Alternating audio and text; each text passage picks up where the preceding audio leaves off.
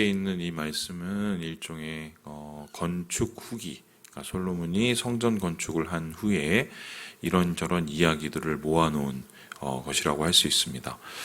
성전을 건축했을 뿐만 아니라 대대적인 이 전국적인 이제 공사를 진행하게 되는데요. 그 공사의 수준이 어느 수준이었을까? 오늘 말씀을 보면 그 수준을 이렇게 이야기하고 있습니다. 우리 함께 10절의 말씀을 같이 한번 읽어보도록 하죠. 시작. 솔로몬이 두 집 곧 여호와의 성전과 왕궁을 20년 만에 건축하기를 마치고 성전을 7년을 지었고 왕궁을 13년을 지었습니다. 그런데 여기서 끝나는 것이 아니라 17절에 보니까 게셀과 베토른에도 건축을 해왔다. 그리고 이 바알랏 혹은 다드몰 이런 것 같은 곳에도 여러 가지 성과 여러 가지 부속 시설들을 건축하였다는 것을 볼 수 있었습니다. 그러면은 이 건축의 수준이 그냥 하나 건축한 수준이 아니라 우리로 따지자면 그 박정희 대통령 수준인 거죠. 이 박정희 대통령님이 아시는 것처럼 온 나라를 다 이제 건축의 도가니로 몰아넣으셨죠. 그 덕분에 참 많은 분들이 살고 계시지만 경부선 뚫고 만들고 그 일을 이제 다 이제 솔로몬 왕이 하게 된 것입니다. 이렇게 되면 이제 나라는 전체적으로 부강해질 수 있지만 사실 여기에는 도움이 없이는 불가능한 일이죠. 누군가의 희생이 필요하게 되어 있는데요. 어떤 희생이 있었을까? 그 도움은 어디서 왔을까? 이 말씀을 보니까 14절에 이런 얘기가 납니다. 히람이 금 220달란트를 왕에게 보내었더라. 여기서 말하는 히람은 레바논에 있는, 지금의 레바논에 있는 그 나라의 왕이고, 이분이 누구냐면 이제 페니키아라고 해봐 아시는지 모르겠어요. 해상국가였는데 이 페니키아는 아직까지 남아있는 유산이 있습니다. 어떤 유산이냐면 알파벳 있죠? A, B, C, D. 이게 이제 페니키아 문자에서 유래가 되었어요. 이 페니키아 문자에서 왜 알파벳이 유래가 되었느냐? 이 사람들이 지중해 곳곳을 다니면서 장사를 했기 때문에 그러한 문화들이 자연스럽게 여기저기 퍼져나가게 된 겁니다. 그래서 이 히람이 이 솔로몬과 이 전략적 제휴, 동맹의 관계가 있었고 제공을 해주게 되었는데 무엇을 제공해줬나요?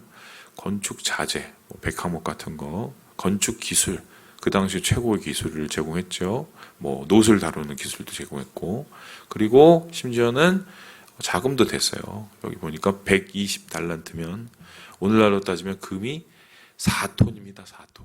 그러면 그 규모가 어느 정도인지 이해가 되세요?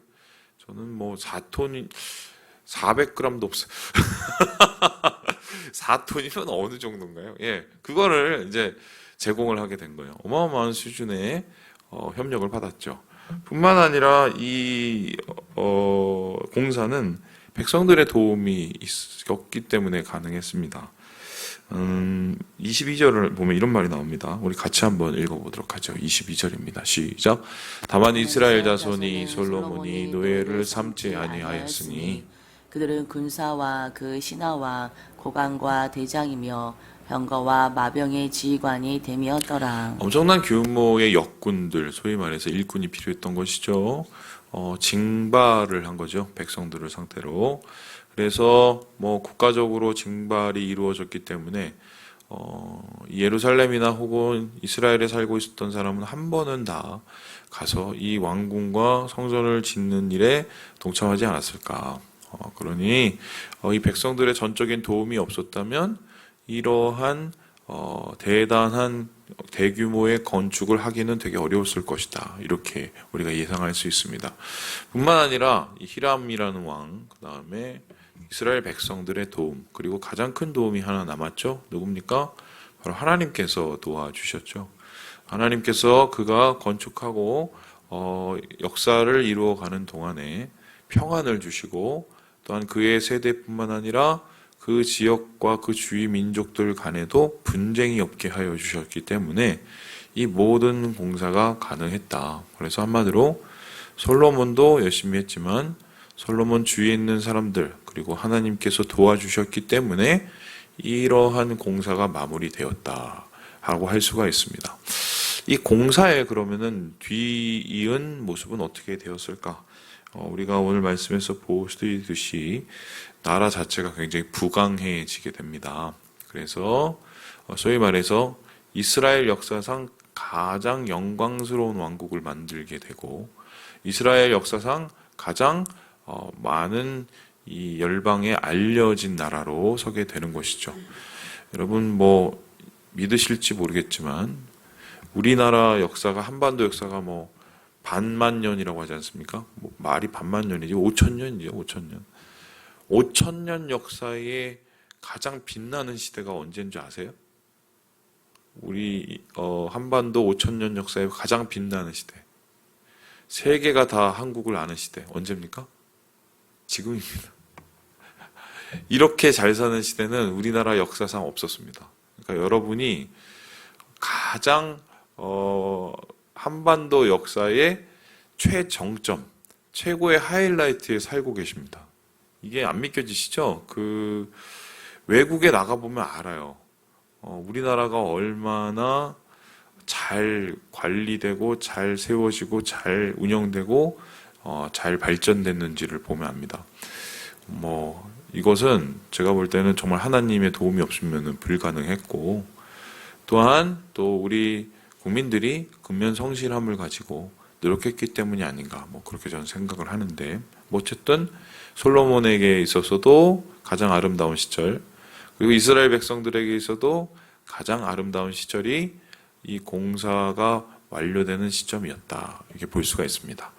여기까지가 들으면 참 그때는 아름다웠다라고 생각할 수 있지만 뭐든지 빛이 있으면 뭐가 있습니까? 그림자가 있습니다. 오늘 말씀을 또 잘 읽어보면은 빛과 동시에 그림자가 존재하는데요. 그 그림자가 드리워진 모습을 잘 보면 이 솔로몬 왕국이 어떻게 몰락을 하고 있는지를 우리가 살펴볼 수가 있습니다.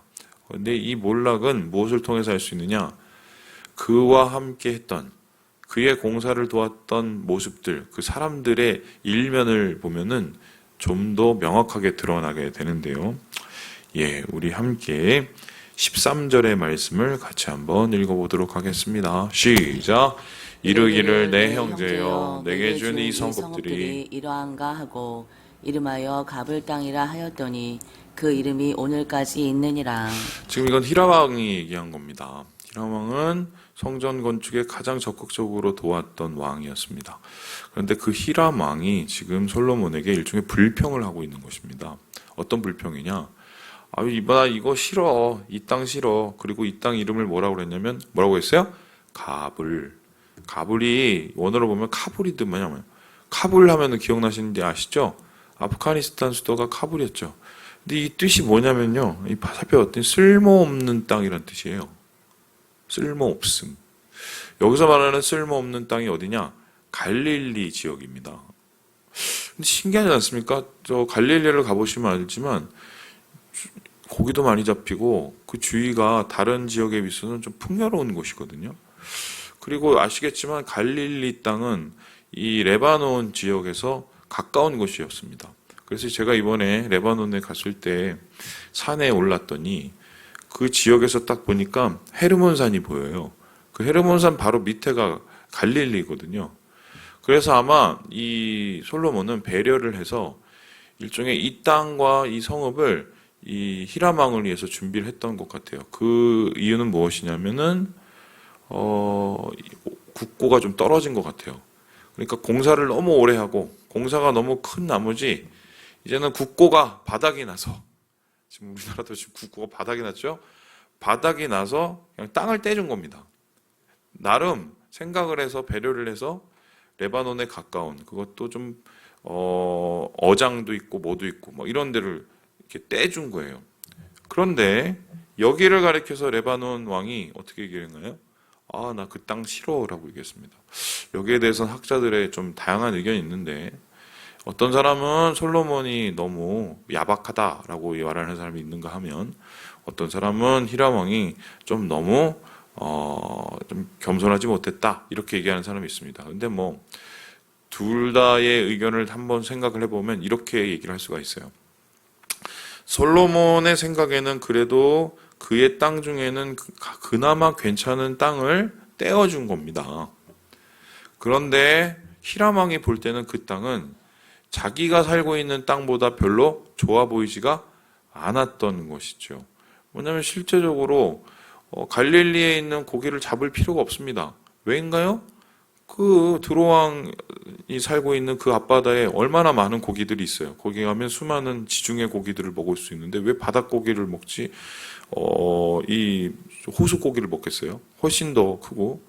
그리고 거기에 뭐 나무도 있고 숲도 우거지고 있지만 레바논의 산과 레바논의 이 풍광이 훨씬 이스라엘의 풍광보다 좋기 때문에 자기들이 가지고 있는 것보다 이 갈릴리 주변의 지역이 별로 좋아 보이지 않았던 것이요. 그러니까 정리를 하면은 솔로몬은 최선을 다하려고 했던 것 같으나 그게 마음에 들지 않았던 거예요, 히람 왕이. 그러면 이 이후에 어떻게 됐을까요? 둘 사이의 관계가 안 좋아졌어요. 그래서 역대기를 보면은 이 땅을 다시 돌려줬다는 말이 나옵니다. 그럼 그 소리는 뭐냐면 서로 열심히 사이좋게 지내서 왕궁과 성전을 건축해 놓고는 그 끝이 좋지 않았다. 이렇게 볼 수가 있습니다. 예, 흥미롭죠. 그리고 나서 이제 두 번째 우리가 봐야 될 게 뭐냐면 이 백성들과 혹은 그 지역 주민과의 관계입니다. 우리 함께 21절 말씀을 같이 한번 읽어보도록 하겠습니다. 시작. 곧 이스라엘 자손이 다 멸하지 못하므로 그 땅에 남아있는 그들의 자손들을 솔로몬이 노예로 역군을 삼아 오늘까지 이르렀으되. 지금 이 공사가 가능했던 이유는 백성들의 도움뿐만 아니라 그 가나안 지역에 살고 있었던 토착민들의 도움이 있었기 때문입니다. 그런데 원칙적으로 따지면 하나님께서 가나안의 정복을 말씀하셨을 때 이 사람들은 다 멸절될 사람들이었습니다. 그런데 멸절하지 못했던 이유는 이스라엘 백성들이 각각의 자기의 땅으로 돌아가서 이들을 그냥 내버려 뒀기 때문이에요. 그런데 그럼 남아있는 그 사람들은 결국 어떻게 되었느냐? 보시다시피 솔로몬의 시기에 다 정복을 당하고 한마디로 노예가 되고 맙니다. 하나님께서 멸하라고 하셨는데 노예를 삼으셨어요. 어떻게 보면 좀 효율적이죠? 왜 그렇습니까? 당장 일손이 필요하니까 이 사람들 쓰면 되고 노예로 삼으니 마음대로 부릴 수 있고요. 그런데 생각을 해보면 지금 이 모습 어디에서 많이 본 모습 아닙니까? 어떻게 보시나요? 이스라엘 백성이 이집트에 있을 때 뭐였습니까? 노예였어요. 지금 하나님께서 가나안을 정복하시고 정복해 하시고 그곳에 이스라엘 백성들을 주셨는데 이스라엘 백성도 똑같이 어떻게 해요? 제국을 만들고 있는 겁니다. 그러니까 애굽에서 보고 온 그 모습이 지금 이 이스라엘 땅, 이 팔레스타인에도 똑같이 이루어지고 지배층만 이스라엘 사람으로 바뀐 거예요. 자, 이것이 정말 하나님이 원하시는 세계였을까요? 하나님께서는 여러 가지 제도를 통해서 빚 때문에 종으로 사는 사람들, 그 사람들조차도 결국 풀어주라고 얘기할 정도의 하나님이 원하는 세상은 자유의 세상이고 평화의 세상인데 지금 이스라엘 백성 혹은 솔로몬의 세상은 다른 나라와 별로 다를 바 없는 그저 그런 나라로 지금 전락해 가고 있다는 것을 보게 되는 것입니다. 그러니까 지금 이 모습을 통해서 가까웠던 히람 왕과의 관계도 깨지고 그리고 백성들도 이제는 이 역사에 너무 짓눌려서 좀 이제 불만을 갖게 될 뿐만 아니라 그 지역 자체에 소위 말해서 계급이 이루어져서 불균형이 시작되고 있다는 것을 우리가 보게 되는 거죠. 마지막은 이제 하나님과의 관계의 문제였는데요.